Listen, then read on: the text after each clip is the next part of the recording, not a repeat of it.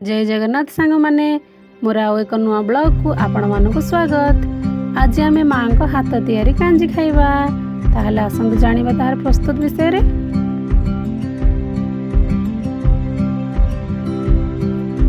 पूरे साग काटु छकी? हां साग काटु। साग काटि कोनी पकेई काटि। माँ मोर साग कटारे लागि छंती। सांग माने चलंतु आमे जानिबा एबे कांजीर प्रस्तुति विषय रे। प्रथमे गोटे डेक्ची रे आवश्यक मुताबक पानी किंबा पेज नहीं पारिबे एवं यह फुटिला पर्यंत चुली किंबा गैस रे बसंतु। आपण माने जानि छथि चुली रे कले सब बेले स्वाद तार 2 गुण बढ़ी जाय थाए एवं हम जेते बेले भी हमर कांजी हुए माँ हमर चुली रे ही करियो पसंद करंदी। तापरे पूर्वरु भिजाई रखिथिबा खुद को पानी फुटिले सेथिरे पकाई दियंतु एवं खुद सिझिला पर्यंत 10 रु 15 मिनिट पर्यंत चुली रे बसांतु एवं मझिरे मझिरे मध्य याको घांटी दियंतु।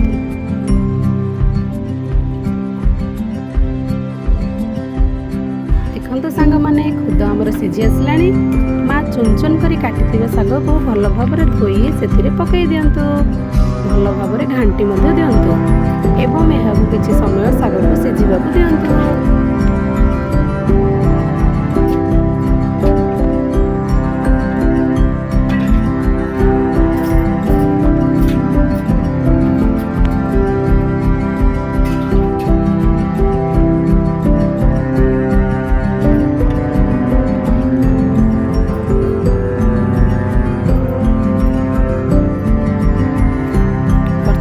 साग संपूर्ण रूपे सिझी आसलानी।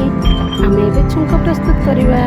छुंक पई अल्प किछि तेल, सोरिष, रसुण और सुखिला लंका को अन्य एक कढ़ाई रे फुटाई सेथिरे पगाड़ी दबा।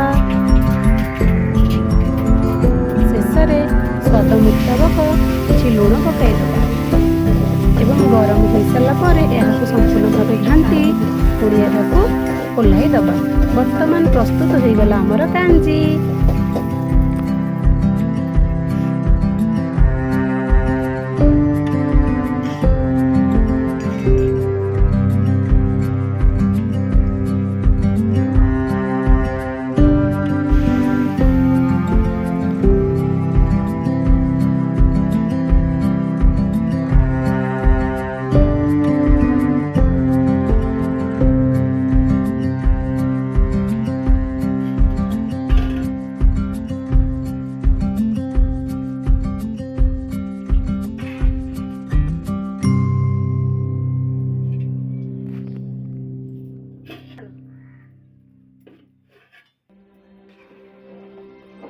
सतरे सांग माने माँ को हाथ तैयारी कांजी बहुत स्वादिष्ट।